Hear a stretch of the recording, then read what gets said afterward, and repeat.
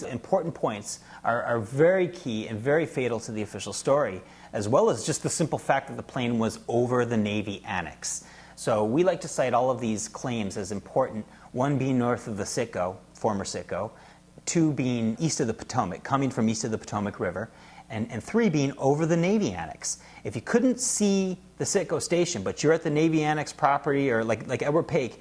So when we saw it fly, it was coming from like this way, coming from there to this way. Okay. And then at the time, feeling it looks like the almost hit my roof, that much lower. Kind of the body side over the building, and the wing is this way. Oh, so you're saying the body was over the building? Yeah, a little over here. Oh, okay. So the wings were over here. Wing is here. Everything was on this side of the road then? Yeah. This side of Columbia Pike? Yeah, Columbia Pike. So wing is the body, the stand over body here. Okay.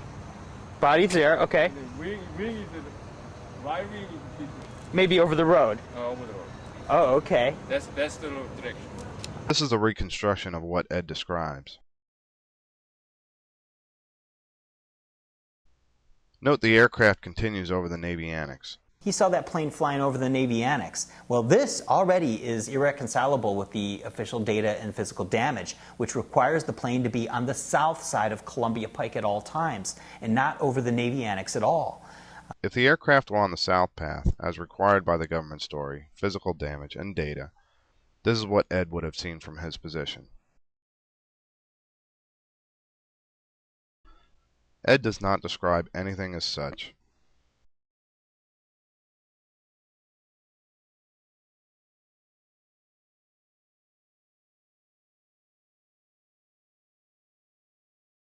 The 13th North Side Witness is what we're calling this guy. Terry Morin is his name. He was at the Navy Annex, and his well-known published account has always described the plane as directly over him on the Navy Annex property. Most people like to focus on his parallel claim with the Navy Annex, but clearly heading would be a very difficult thing to tell, particularly from his location, which was just between the wings of the Navy Annex. So he only saw the plane, the belly of the plane, from underneath him. For a second. For a second, and then ran out and saw the tail.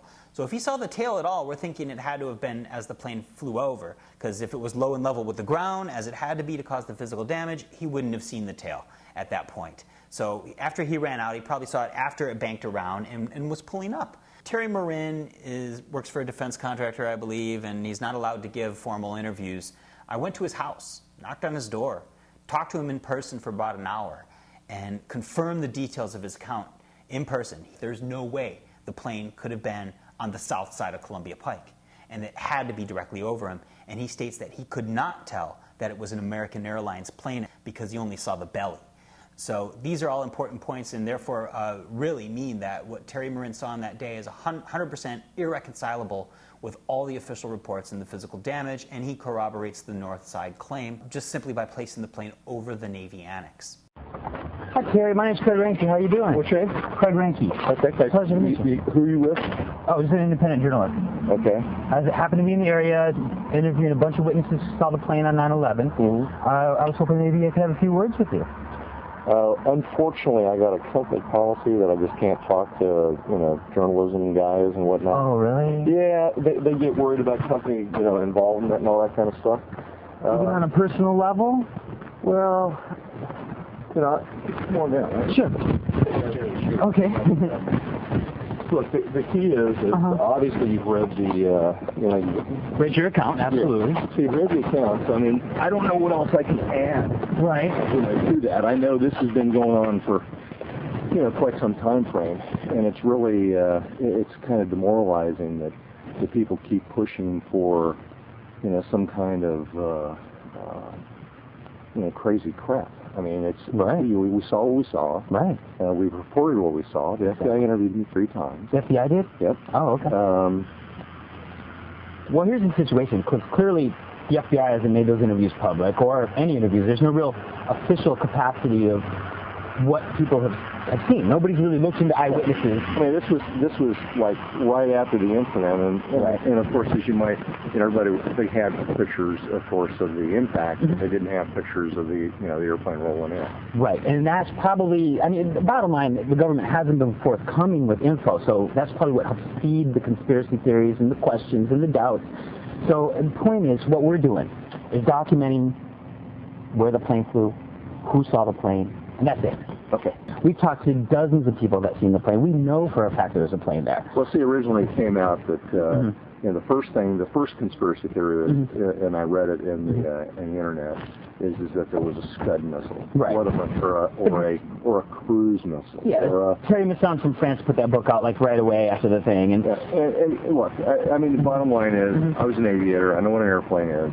I can tell you one thing. There was one of the conspiracy articles, it was about 737s, and I will admit that I made a mistake on ID in the airplane, and the reason is because it flew right over the top of me. It's not like right over the top of you. Now, were you between the wings of the Navy Annex or out on the? I was right at the edge of being on the outer portion. Okay, so when the plane went right over the top of me, I was within 10 feet of the edge of the Navy. So you were kind of between them, or were you 10 feet outside of the edge? No, I was inside. Flew over the top of me. Okay. And which is like, it's right on the edge and I'm right here, okay? I then, because I'd already heard about, the Twin Towers, immediately ran to the outside, and that's when I watched the airplane and I moved, into a position where I could see it. And there was some trees down there. You guys may or may not know that. Oh, yeah, no, I've been all over the area. Well, no, but I mean, this is before Wing 8 was destroyed. Oh, okay. Okay, there used to be an 8th wing there. Okay, now there's the Air Force Memorial. Right. If the Air Force Memorial had been built, the airplane would have ran into it. Okay, yeah. That's along the lines with where everyone else we talked to saw the plane. Because when you're up here, you can really only see the top part of the Pentagon from the Navy Annex property up there because of the decline. And when you're sitting here like this, and before, see these tree lines? Yeah. Okay, so as he starts to descend, he's 50 feet above this. As he descends, he basically starts to disappear. Okay? And so the bottom of the airplane and the engines disappear, the bottom of the fuselage, the wings, and so what I've got is a tail stabilizer. Okay? The aft end of the airplane is all you can see. And as he comes down. Now, how long of a period of time are we talking? Oh, God. What?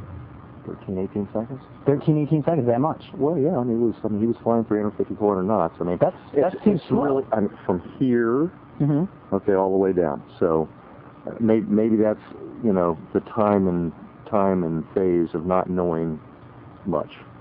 Of reacting at the time. I say 13 seconds as an aviator flying 500 knots. He wasn't flying 500 knots. It wasn't? Oh, no. He was 350. Something like that. Interesting. I mean, can you look at an airplane and tell how fast it's going? Ever? I can't. Yeah, because you got wind and things. But you say you can? No, I don't. Shit, I'm getting older and haven't flown in 20 If you're years. judging 13 to 18 seconds, that means it was going a lot slower than reported. If to you it seems anywhere near that. Take 350 knots, do a time calculus, and that's how long it was. If it's 7 or 8 seconds. Well, why do you say 350 knots? Because normal airplanes that are that big, 500 knots is their cruising speed. When you get down low and you've got different friction in the air and stuff like that, it slows down a little bit. I mean, the physics are just part of that. Right. Plus, he was steady state pressure. He was flying. So, my guess is he's not, he's just not going 500 knots. He's not that fast. Okay. So that's just the way it is. So, let me ask you this. What are the chances that the plane was actually on the south side of Columbia Pike completely, or on the south side of the VDOT? No frippin' way.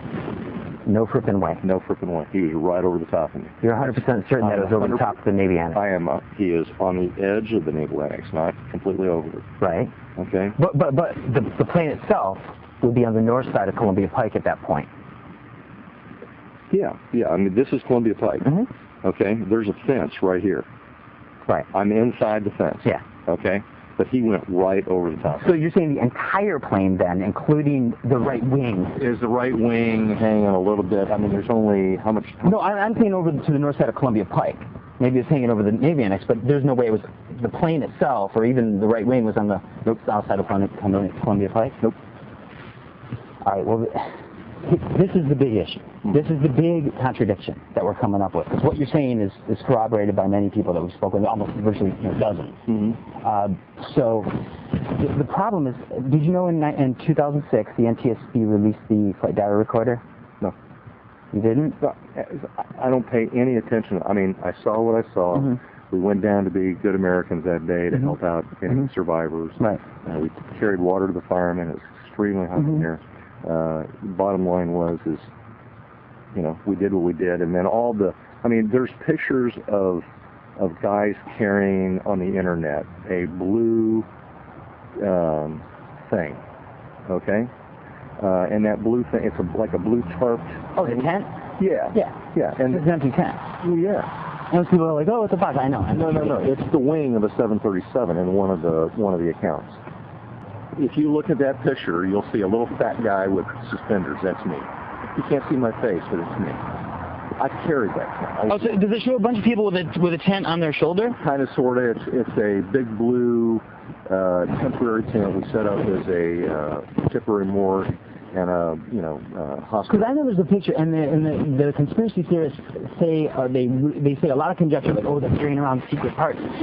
They're carrying out the 737 wing because it's much smaller than a 757 wing. So look at the guy for suspenders. I wear suspenders. All right, got it. This is what I'm going to tell you, because this is the part that we can't figure out. Okay. And it's kind of blowing our minds, because we've researched this inside and out. And ultimately, the FDR. Okay, this is the point. You know about FDRs.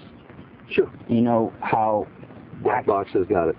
Right. So this is just the flight data recorder. It tells you the coordinates, where it flew, the altitude, the pitch, the roll, the DME, all that stuff is recorded, released, it exists. Okay. They've got the full flight path completely officially documented. They say that plane came in completely on the south side. All right. Now the long coordinates of the FDR just automatically, mysteriously stop all of a sudden. But then it lines up perfectly at an angle straight with the light poles and all the physical damage to the building. But they have it on the south side of the VDOT, the whole plane, like over the VDOT antenna, that big tall antenna communications tower, a super tall tower at the VDOT. Well, I know where the VDOT is. Right across the street. Well, that's right here. Yeah. Yeah. Yeah, the huge antenna. So they have it to the south of that? To the south, right? Yes, over that. All I can say is what I saw, man. And and in the article it says exactly what I saw, which it well, that's another part of right over the top of me. Exactly, and that's another part of why I want to. Was the fuselage 3 feet this way, or 4 feet that way, or 20 feet this way? You can't tell. There's going to be room for error, but there's not enough room for error that the plane could have been on the south side of Columbia Pike. Absolutely. Or south of the. This is the issue. Now, everyone we talk to, just like you, I believe you 100%, everyone we talk to is telling me the same thing. Right. They all saw the plane right over the Navy Annex. Another thing, FDR has speed, 535 miles per hour. Boy. Could he have been going 535? If he was? 500 knots is 8 miles a minute. This is less than, I think it's like 800 feet, or no, it's, I forget, I had it. Well, 8 miles a minute means that... it's 780 feet per second, I think, is what it is. You have to do the... Basically, you're talking like about 2 seconds from here to here. No freaking way. That's what the FDR said. Now, I had time for me to come down, start to see it descend, and come back. I would say, no, it's not. NTSB says 535 miles per hour, south side of Columbia. So it's like...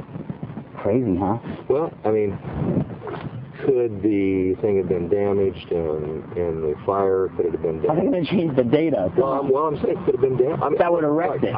You're an aviator. You know that. I have no freaking idea. All I know is it flew over the top.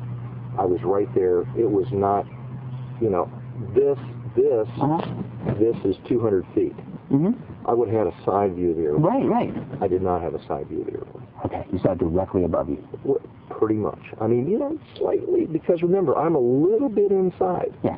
Okay? And so, if his fuselage is a little bit outside, 20 feet to the right, 2 feet to the right, all I'm trying to say is I had no side view. If I would have seen a side view, I could have told the people it was an American Airlines jet. because I would have seen the stripes. Right. Didn't see the stripes, saw a silver belly. Right. I tell you, that's serious implications, particularly in regards to the fact that what you're telling me, the general claim of over the Navy Annex and the general claim of north of Columbia Pike is corroborated by everyone we talked to. Another expert and professionally qualified witness we refer to Terry Morin, a Marine aviator who worked at the Navy Annex. Terry was located in between the wings at the Annex when he claims to have heard and witnessed the aircraft directly above him and the Navy Annex that morning. Terry explained he was in between the wings at the Annex when he first heard and saw the aircraft. He heard the noise bounce off the east wall and turned to see the belly of the aircraft overhead. Terry says he ran out from in between the wings and ran backwards uphill to see the plane. Terry claims he was able to see the tail of the aircraft as the explosion occurred, yet from his vantage point, this would be impossible if the plane were actually low and level on a southern approach, impacting the building at the bottom floor as reported by the ASCE. Terry was asked if the aircraft was on the southern side of Columbia Pike when it passed him, as required by the physical damage and headings provided by the National Transportation Safety Board.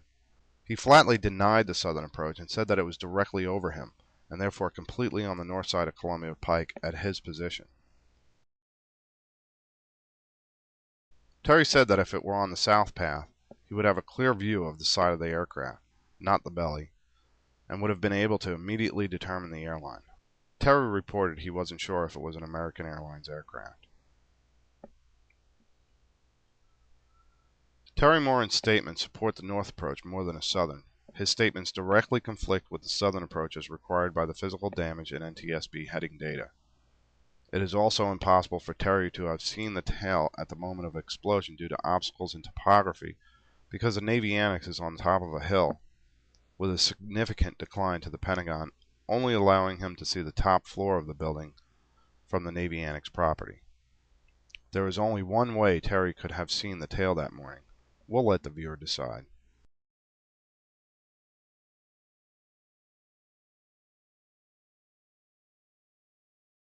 When we started to leave, I looked up, looking in this direction, and I could see the plane over the corner of that the building there. What building? That would be the Naval Annex. Navy Annex? Yeah.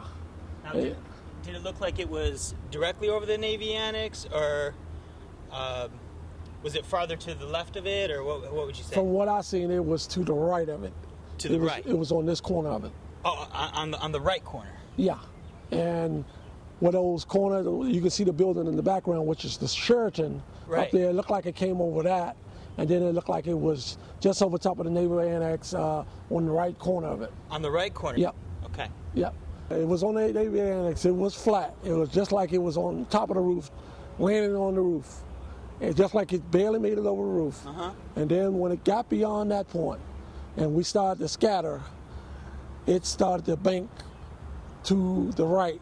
My boss just happened to say, looky, looky. So I looked over my shoulder.